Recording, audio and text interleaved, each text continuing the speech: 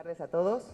A nombre de Penguin Random House, muchas gracias por estar aquí en esta tarde de domingo y pues con una tarde muy placentera para escuchar a Sergio Ramírez, a Cecilia Udave y a Benito Taibo hablar de este gran libro de relatos, Ese día cayó en domingo, un libro con una pluma imprescindible como es la del autor Sergio Ramírez. Así que yo agradezco a Cecilia por estar aquí, a Benito Taibo, que es un placer, y por supuesto al maestro Sergio Ramírez.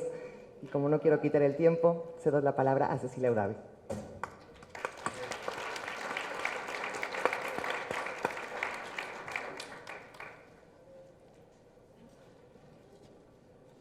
Es que estoy nerviosa. Estoy aquí con Sergio Ramírez. Oh, por Dios. Siempre que uno va a hacer una presentación, de pronto tiene esta sensación de que ha dialogado tanto con el libro que va a presentar, que de pronto lo siente parte, de alguna manera, de uno mismo, ¿no? Y en este caso, este libro en particular me hizo varias reflexiones, aquí traigo algunas de ellas, incluso también redacté alguna cosa de la cual también comentaré más tarde, y espero que mientras vaya hablando vaya bajando no los nervios sino la emoción de estar con una de las plumas y de los intelectuales más importantes del siglo XX y que además marca también la pauta para los del siglo XXI. Entonces, creo que esto es fundamental para toda la gente que está aquí y también para todos los jóvenes que seguramente están viendo, porque se debe de estar transmitiendo también esta presentación.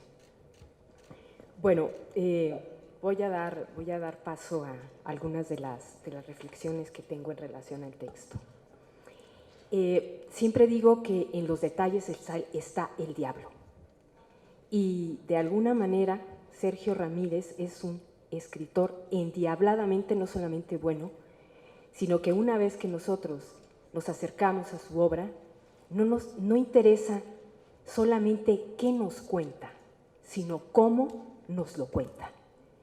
Y si yo de pronto aquí develo algunas cosas o digo al hablar de algunos de los cuentos, eso es lo de menos. Ustedes tienen que leerlo, porque en cada cuento hay claves. Y algo que me encanta a mí de los escritores es cuando han construido no solamente una voz, sino también un patrón de construcción de toda su obra. A mí, yo cuando leo a un escritor, lo primero que me interesa es ver los patrones de escritura. Y Sergio Ramírez es uno de ellos. Es difícil hacerlo en un libro de cuentos. En un libro de cuentos que se mantenga todo el tono, a pesar de que sea una colección de cuentos y que se escribieron en distintos años, pero que siguen manteniendo el rumor de todas las preocupaciones fundamentales de un escritor que habla no solamente de la violencia, sino desde dónde se construye la violencia. Y es un tema también que a mí me apasiona. ¿Por qué? Porque vamos a ver en estos textos un manejo de la crueldad que pocos escritores han alcanzado a matizar de manera tan exquisita como es el caso de Sergio Ramírez. Esta crueldad, que yo siempre digo, es la causante de la violencia en la que vivimos. No importa solamente que se mate a alguien, sino cómo se mata. Y aquí el cuento de… ¿Llegaré a ese momento? Esto es para abrir boca, para que ustedes vayan poco a poco diciendo, vamos a ir descubriendo este magnífico libro de cuentos. La organización, como ustedes saben, son en 3 partes.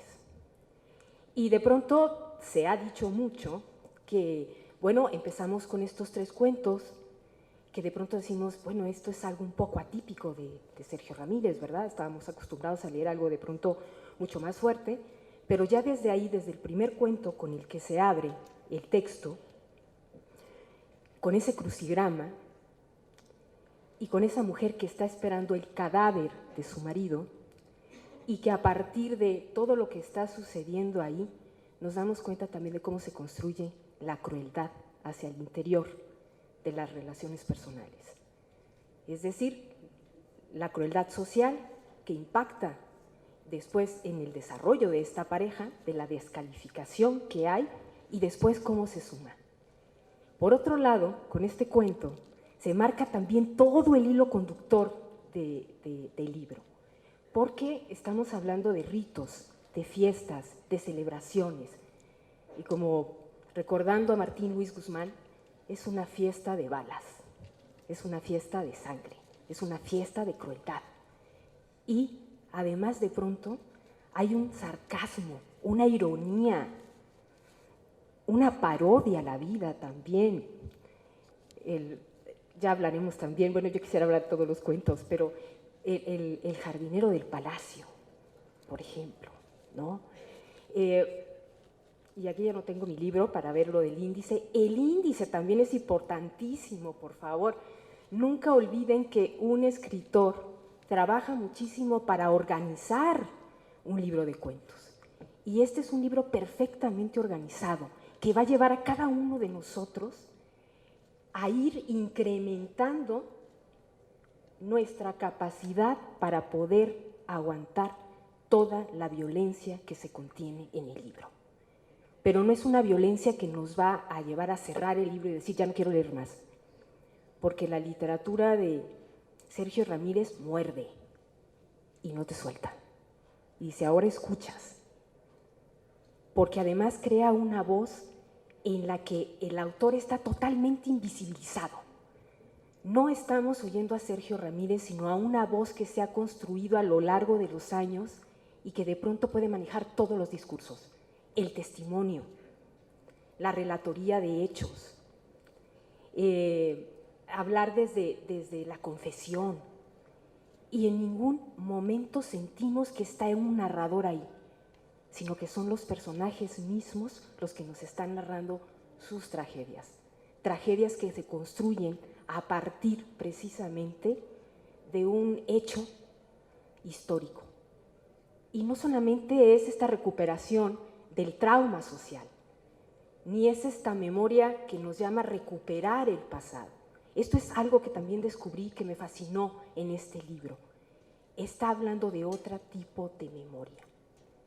La memoria, hay una arqueología de la memoria, como lo dice, pero en realidad es la arqueología de la verdad. ¿Y cuál es la verdad? La que cuentan los que ya no pueden hablar, las que cuentan a través de sus cuerpos maltratados, de sus vidas dejadas, de todo aquello que de alguna manera ya no está. Y esto es fascinante para los lectores. Y además con una prosa maravillosa. Yo me lo leí 2 veces, lo subrayé. Si saco el mío van a dar pena, parece como de primaria, ¿verdad? Yo estoy todo el tiempo estoy subrayando frases. Pero no es esta frase matadora, sino es esta frase del concepto mismo de lo que quieren narrar. Y aquí yo traigo montones de cosas más y me estoy emocionando. Pero entonces por eso digo que no nos debe de sorprender de pronto que se manifieste una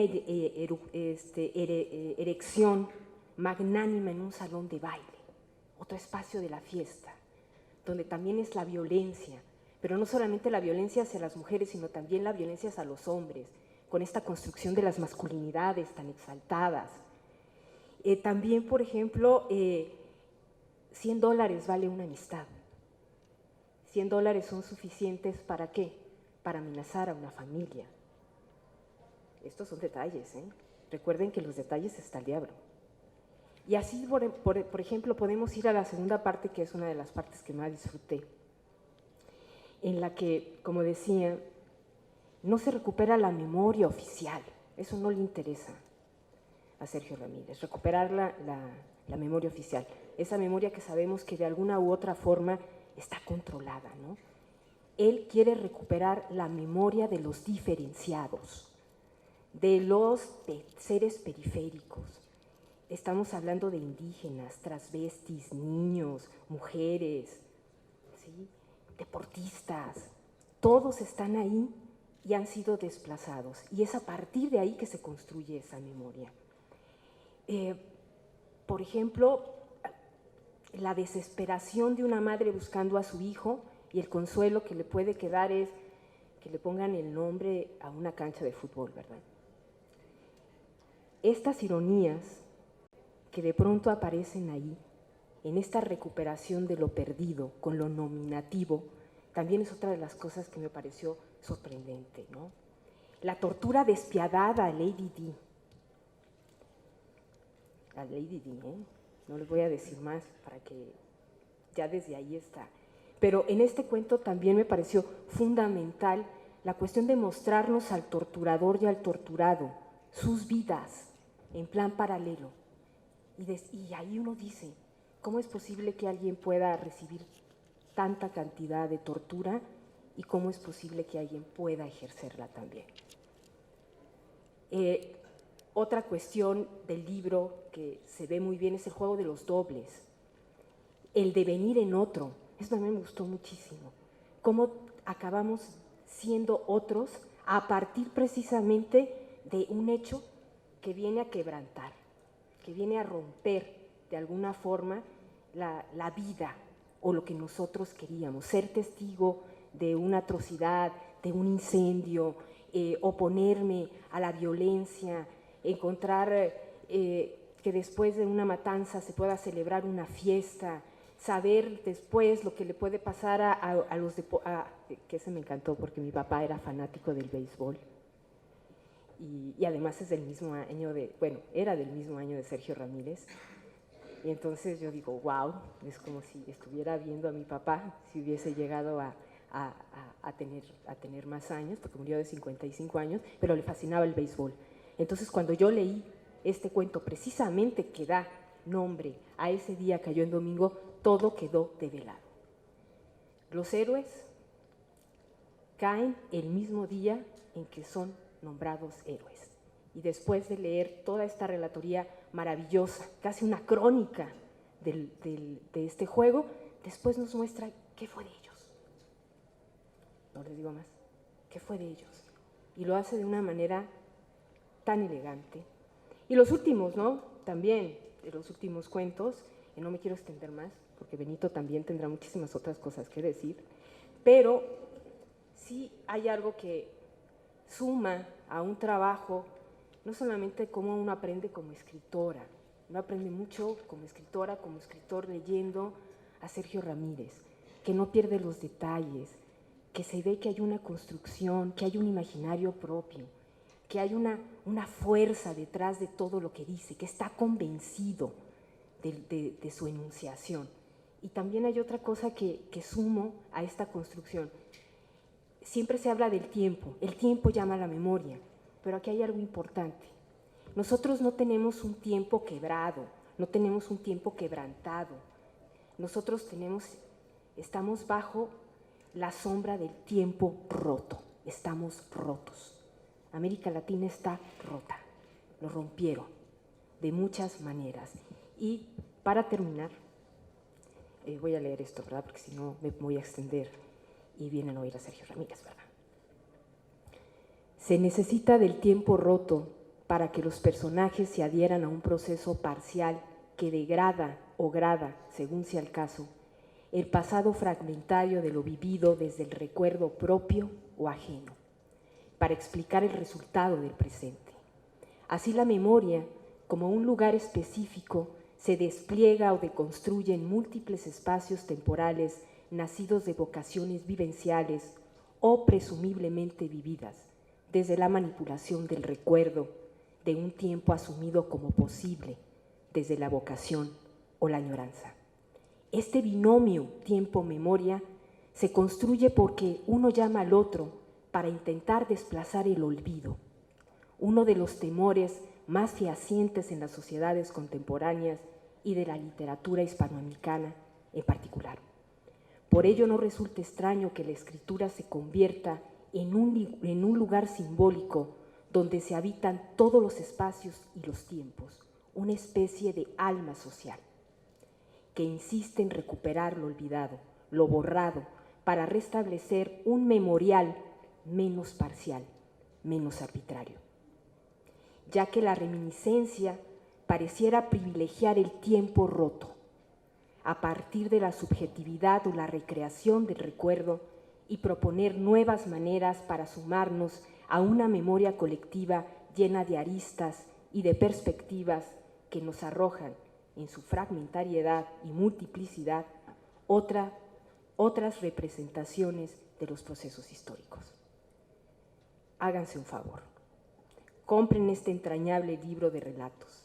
Descubran qué tan rotos y desmemoriados estamos y cuánto necesitamos que nos recuerden que la odiosa respetabilidad de los gobiernos oligárquicos y dictatoriales que hemos padecido y padecemos se combaten tomando conciencia de que no podemos seguir guardando silencio. Muchas gracias.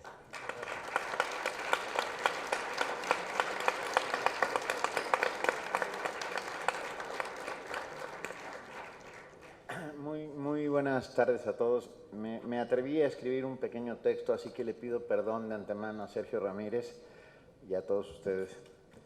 Buenas tardes. Este día, que cae curiosamente en domingo, Destino Manifiesto que se llama, vengo a celebrar con bombo y platillos la grandeza literaria de Sergio Ramírez y sobre todo por ser el gran desobediente que es y al que quiero y admiro. El libro de cuentos que hoy nos convoca parte de la peculiar, entomológica, diseccionadora mirada de Sergio y sobre todo de los vericuetos y laberintos de su memoria. ¿Quién dijo que la ficción está llena de realidades, sobre todo en América Latina?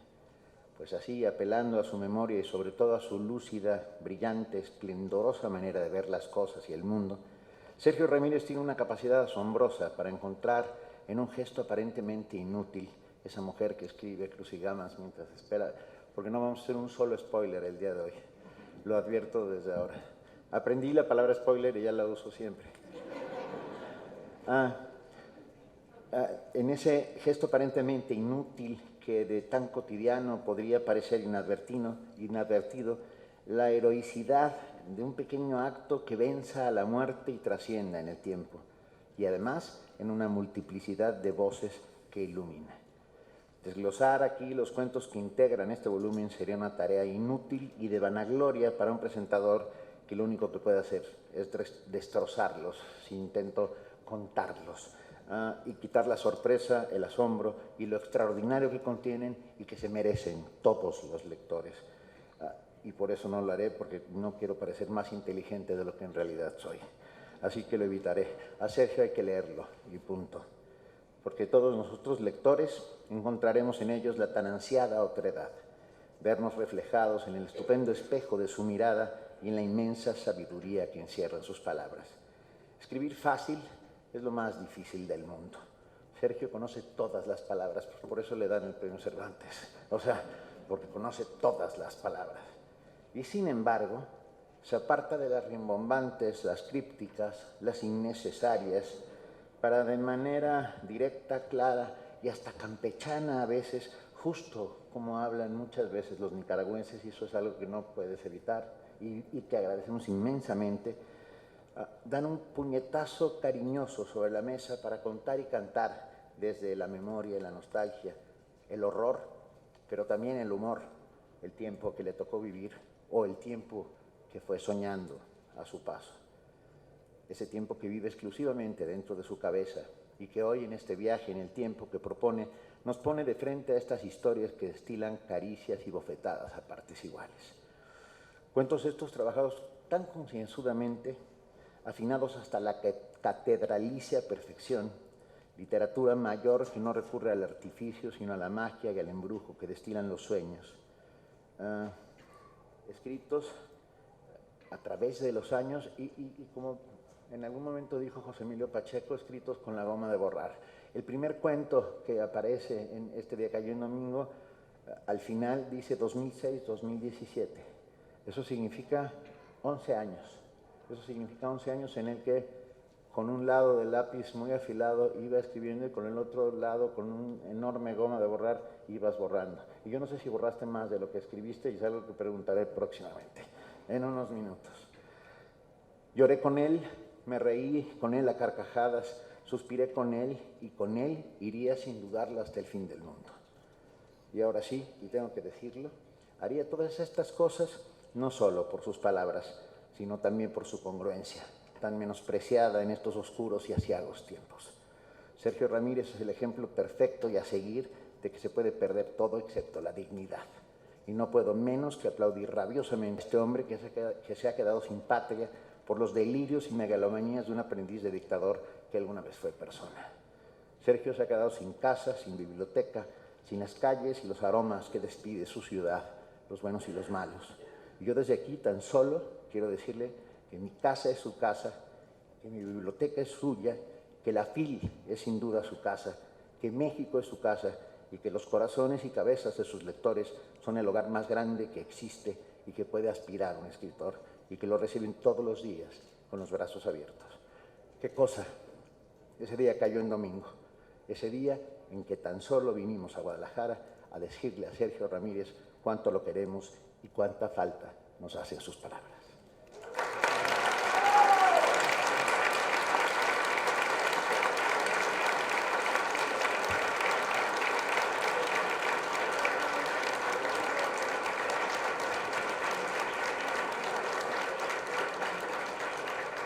Y antes de que pase nada, 2006-2017, un cuento.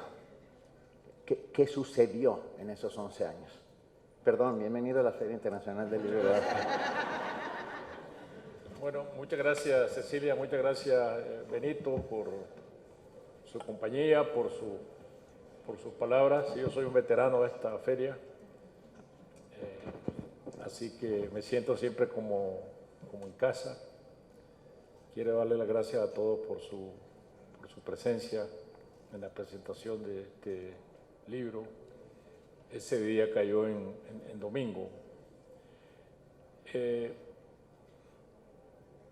Lo primero que quería decirles es que uno nunca se sienta a escribir un libro de cuentos, como se sienta a escribir una novela. Los cuentos corresponden a distintas circunstancias, se van acumulando y un día hay un libro de cuentos porque tiene hilos conductores y uno puede organizarlo como organizaría una novela, en partes, buscando cómo estas correspondencias queden establecidas. De ahí que este libro tenga cuentos, Benito, de muy distintas fechas, y el más antiguo es el que abre el libro. Siempre tuve en la cabeza la imagen de esta mujer solitaria que en una ciudad como León, en Nicaragua, está esperando la llegada del cadáver del marido que va a ser velado.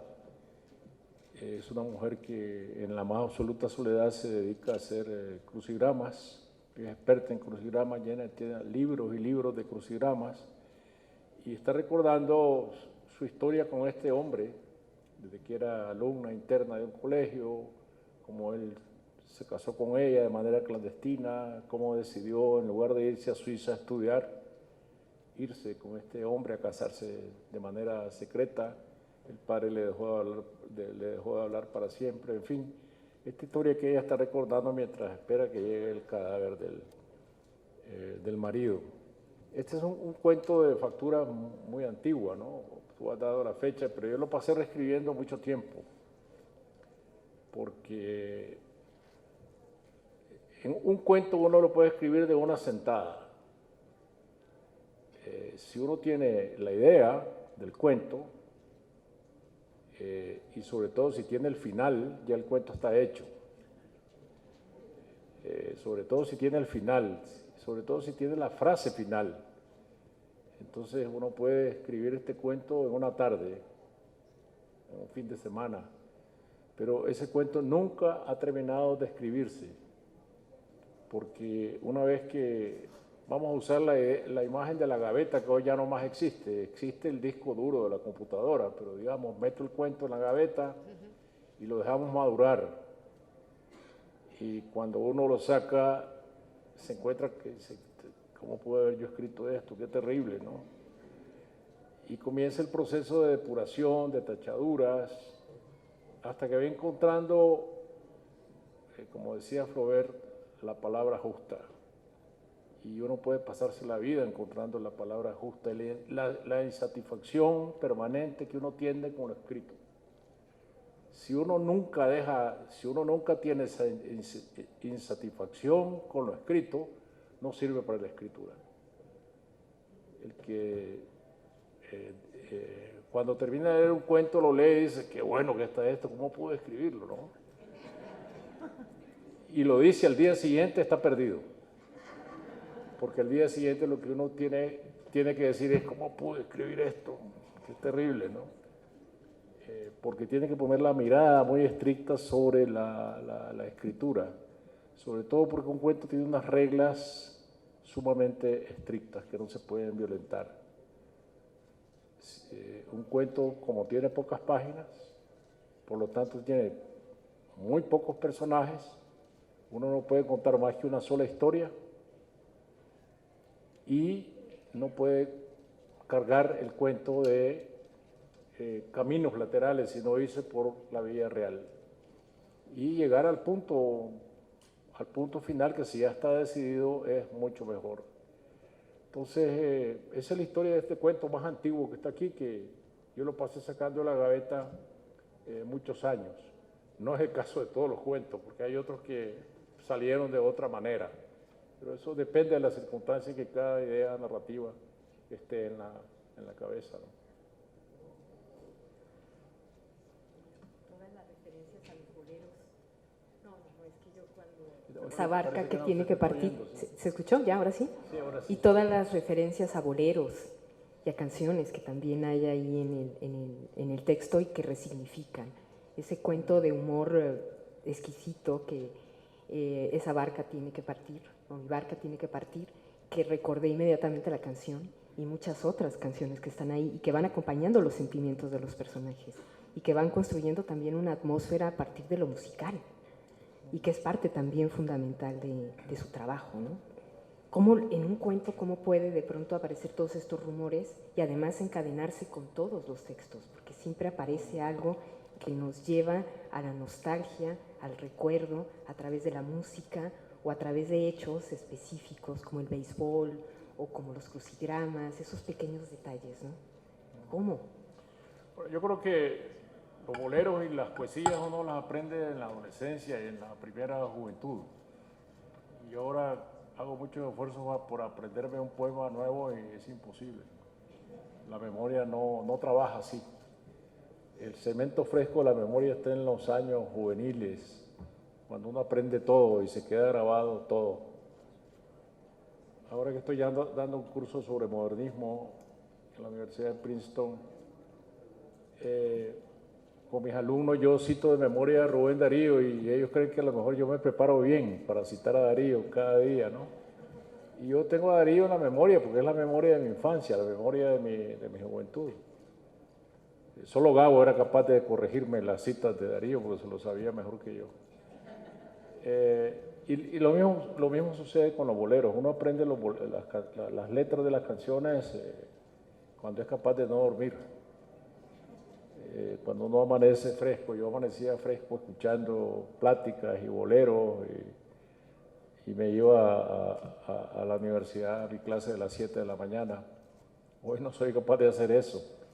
Y fallan las energías de un modo y falla la memoria de otro, pero los boleros que están citados ahí, aquí son los boleros del depósito de la memoria, las canciones que están en el depósito de la memoria y que sirven como recursos permanentes para la escritura, ¿no?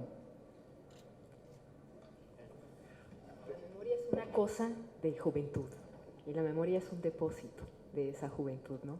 De alguna manera todo el tiempo está, vuelve y vuelve y vuelve, y aquí lo tenemos. Bueno, qué maravilla. Bueno, yo estoy así pensando en voz alta. Memoria y olvido, ¿no? A preguntar también ustedes. No, hay unas... quiero hacer un disclaimer en este momento. Si el autor es el que hace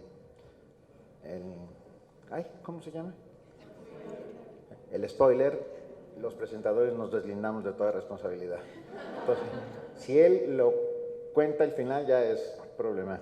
Antropología de la memoria. No me atreví, Sergio, a buscar... Voy a leer el primer párrafo si no te importa. Sí, claro. Los hechos ocurridos el sábado 17 de julio de 1982 en San Francisco Nentón aparecieron referidos en la sección de ciencias de la edición dominical de New York Times como un asunto de interés arqueológico, entre otros artículos sobre terapia de los genes y vacunas sobre la hepatitis. Lo que cuenta, esto no es estropearlo porque parte de esta lógica, es una masacre cometida por uno de los ejércitos de Ríos Montt. No me atreví a buscar la referencia para ver si era cierto o solo era un cuento.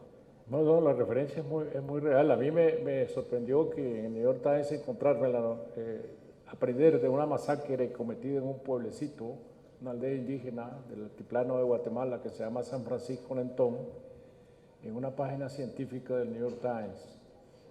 Porque lo que aparecía ahí era la noticia de que un equipo de arqueólogos de distintas nacionalidades se había juntado para ir a hacer una exploración arqueológica, y el relato era de cómo estaban los arqueólogos con sus cepillos y sus instrumentos limpiando de tierra los cráneos de una aldea que había sido exterminada. Y no estaban descubriendo calaveras mayas del periodo preclásico de Tikal en Guatemala, sino de un crimen cometido muy recientemente, 2, 3 décadas antes, ¿no? Y los arqueólogos empezaron a juntar los huesos y a reconstruir los cuerpecitos de los niños, de los adultos, a juntar a las familias, a reconstruir sobre el suelo la vida de los que habían vivido en esa aldea. Yo saqué esa historia de la página científica del New York Times y empecé a investigarla y escribí este cuento como que fuera un reportaje periodístico, sin meterme yo sentimentalmente, porque el sentimentalismo, la intervención sentimental del autor arruina todo. Y como decía Cecilia, yo me ausenté totalmente. La mano invisible es la que está del periodista, del reportero, el que está sumando hechos y llevando adelante toda esta investigación, ¿no?, periodística. Yo utilicé, no sé dónde termina el cuento porque quería, no voy a hacer ningún spoiler, sino que, pero vale la pena es cómo termina el cuento, ¿no? Sí. El cuento sobre la figura del general, entra en escena la figura del general Efraín Ríos Montt, de la Iglesia del Verbo, fundada en California, fundamentalista, cristiano, que gobernó Guatemala con mano de hierro y produjo distintas masacres, dirigió distintas masacres siendo presidente, dictador, entre ellas esta de San Francisco Nentón, que terminó totalmente a la aldea. Y yo comienzo con una cita de William Blake, que se llama La voz del viejo bardo, la traducción es libre, es mía, dice: ¿cuántos han caído allí? Tropiezan toda la noche con los huesos de los muertos y sienten que ignoran todos menos la inquietud.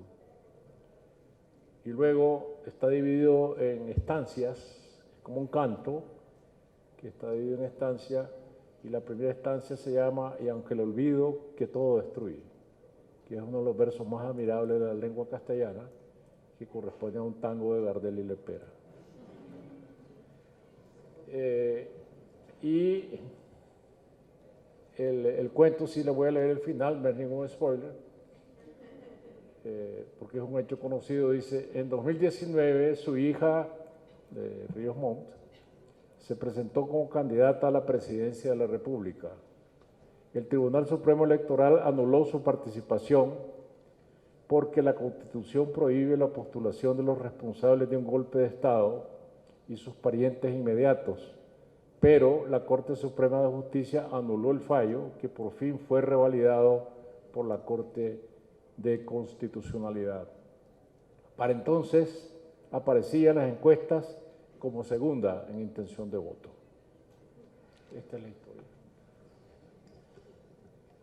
Tú decías que mirabas desde afuera, pero ¿hay literatura inocente? Quiero decir, es cierto que hay una mirada lejana, una mirada Pero no hay inocencia en lo Yo absoluto. creo que la inocencia, no, es decir, nada se escribe de la inocencia, pero lo que uno no puede hacer es retórica de la escritura.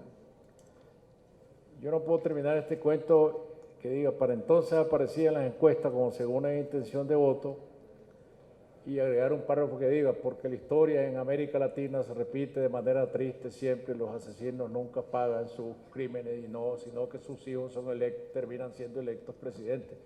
Eso es un spoiler. Bueno, la historia de América Latina es un spoiler en sí misma. Cecilia, ¿quieres agregar algo?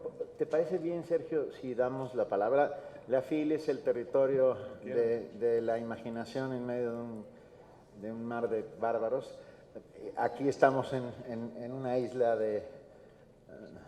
que nos salva de tantas maneras. Siempre he empezado todas las conferencias estos últimos días diciendo que la Feria del Libro de Guadalajara es nuestra, de los lectores, y que la defenderemos cueste lo que cueste. ¿Alguien quiere decir algo, por favor? ¿Preguntas? Está Sergio Ramírez. Aprovechen su oportunidad al fondo, a la izquierda, y esto fue una broma tan... Sí, solo la entendieron, claro, solo la entendieron los que tienen mi edad. Bueno, tú eres más joven. Gracias, buenas tardes. Muchas gracias por la presentación, muy interesante, da muchas ganas de leer el libro. Yo estoy ahorita con otro libro de Sergio, otro libro de cuentos, Flores Negras.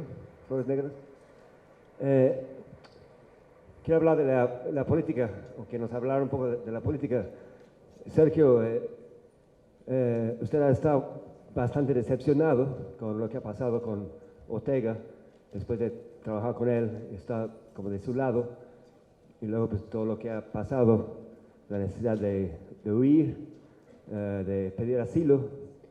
Yo quería preguntarle qué piensa o cómo ve el panorama de corto plazo o mediano plazo para Nicaragua. ¿Alguna salida de esa situación o alguna esperanza de que las cosas se van a mejorar ahí en términos políticos? Realmente no lo sé. Una de las primeras cosas que he aprendido del exilio es a no tener el síndrome del exiliado.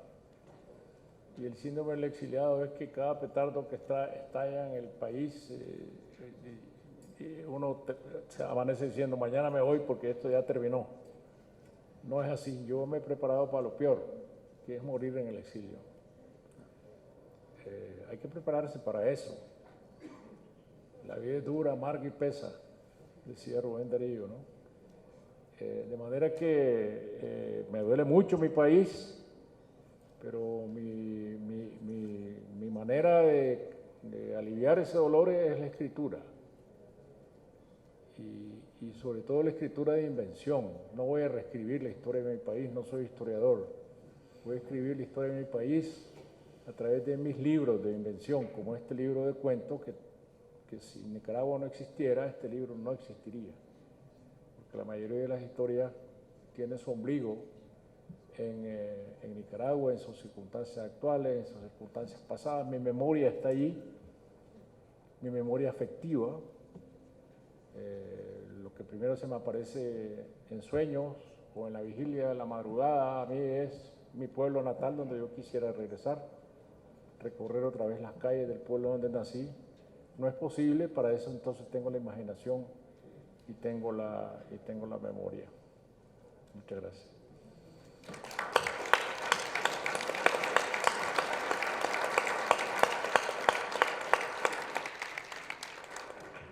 Déjenme decirles, perdón, rápidamente, al término de esta conversación, de esta presentación, Sergio Ramírez firmará libros en el área internacional, en el área de firmas del área internacional.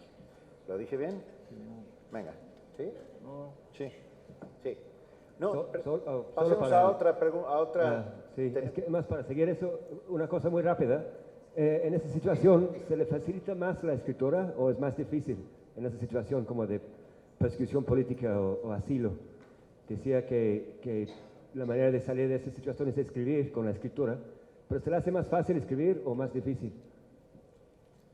Pues uno es escritor en cualquier parte, ¿no? Mientras tenga la escritura como oficio. Mi oficio es escribir, escribo donde esté.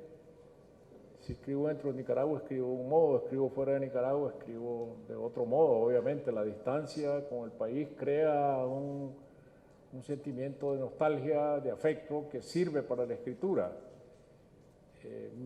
Me acerca al país y lo que me aleja es de que no estoy viviendo la realidad del país. Y entonces eso me aleja del país como tal. Entonces es un juego de compensaciones, ¿eh? Al fin y al cabo es un juego de espejo la escritura, ¿no? Pero lo importante es la vocación de que se es escritor para siempre, se es escritor siempre, hasta la muerte.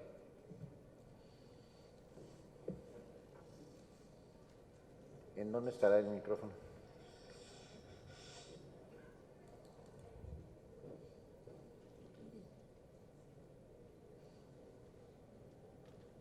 Gracias.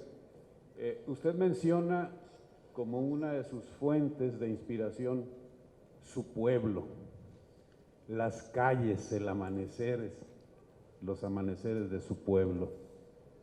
¿Qué pueblo es? ¿En qué provincia está? Esa es mi pregunta. Yo nací en un pueblo muy pequeño. Cuando yo nací en Mazatepe, el pueblo tenía 4,000 habitantes, hoy tiene mucho más, obviamente.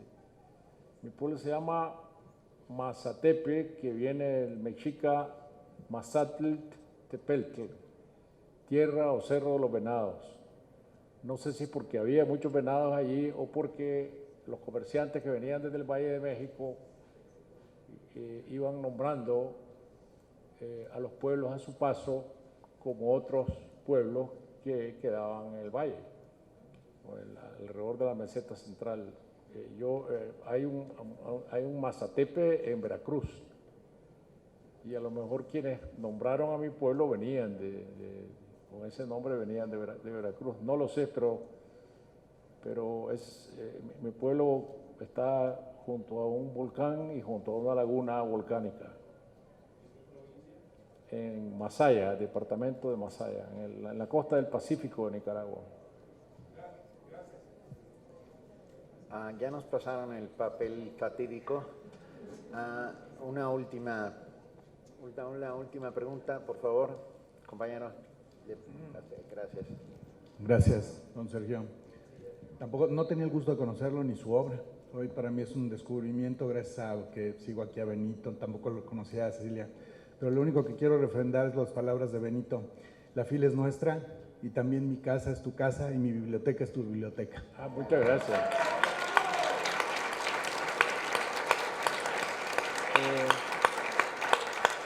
Bueno, yo, como estamos llegando al final, quiero darle las gracias a Pilar Reyes, mi editora en Madrid, por la confianza que ha tenido en este libro. No son muchos los editores que hoy en día se atreven a los libros de cuentos.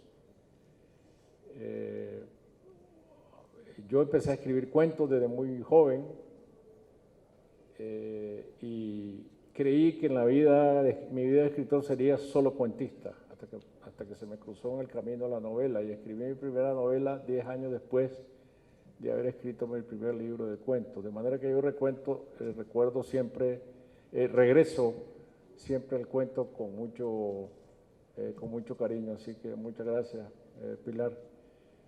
Y quiero darle las gracias a Nuria también, la presidenta de Penguin Random House, mi editorial.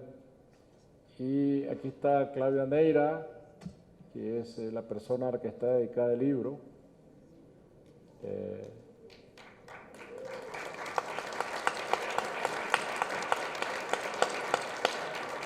Ella es directora de Centroamérica Cuenta, el festival que yo presido, y vive en el exilio en Madrid junto con nosotros, con Tulita y conmigo. Y aquí está Tulita, mi esposa.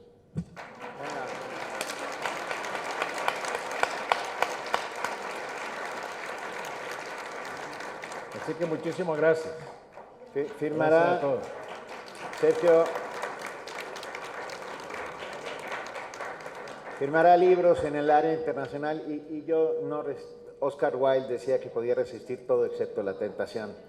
Y yo no resisto la tentación de decirte que hay una profecía. Volverás y volveremos contigo. Volveremos.